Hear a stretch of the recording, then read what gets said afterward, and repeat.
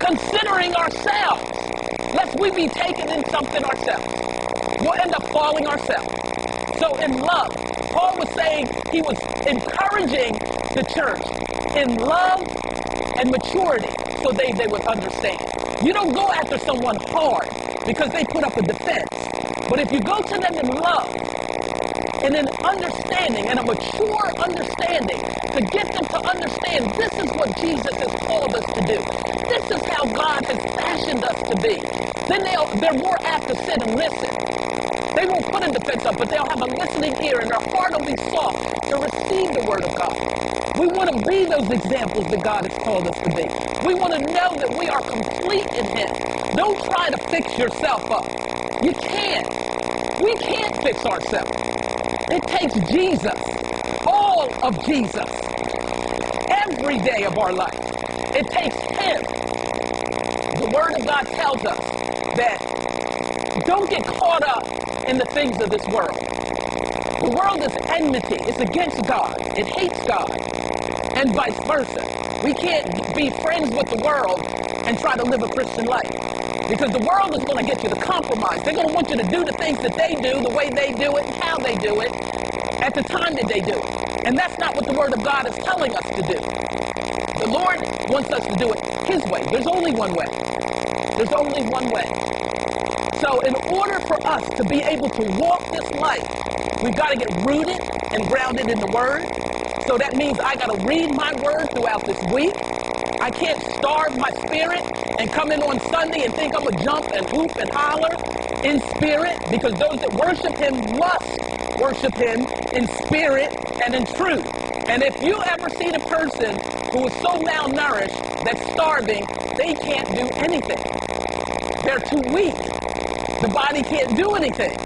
So if you're jumping, hooping, and hollering, and your spirit is not being fed, you're doing it in flesh. God is not recognizing it. So in order for us to do it in spirit and in truth, we got to have the Word of God dwelling on the inside. Let it dwell in your heart richly. In the book of Psalm 119, Thy Word I have hid in my heart, that I might not sin against you. I hide His Word in my heart.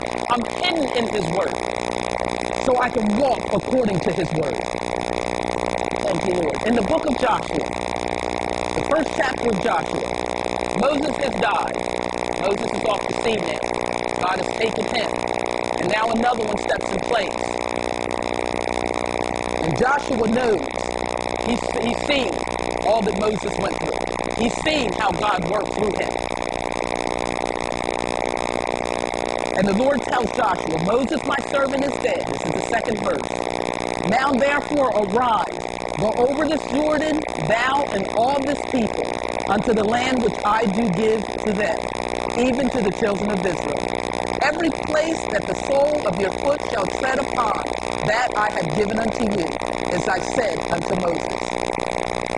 The sixth verse.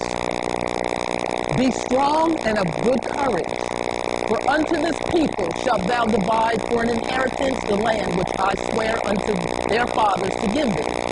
Only be thou strong and very courageous, that thou mayest observe to do according to all the law which Moses my servant commanded thee.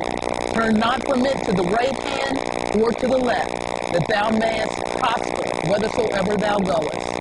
This book of the law shall not depart out of thy mouth, but thou shalt meditate therein day and night, that thou mayest observe to do according to all that is written therein. For then thou shalt make thy way prosperous, and then thou shalt have good success. Success is not in winning the lottery. And you ever notice when they get really up there in the millions, they have commercial after commercial. And people be running to the convenience stores or wherever to get their tickets. You cannot serve God and worldly riches.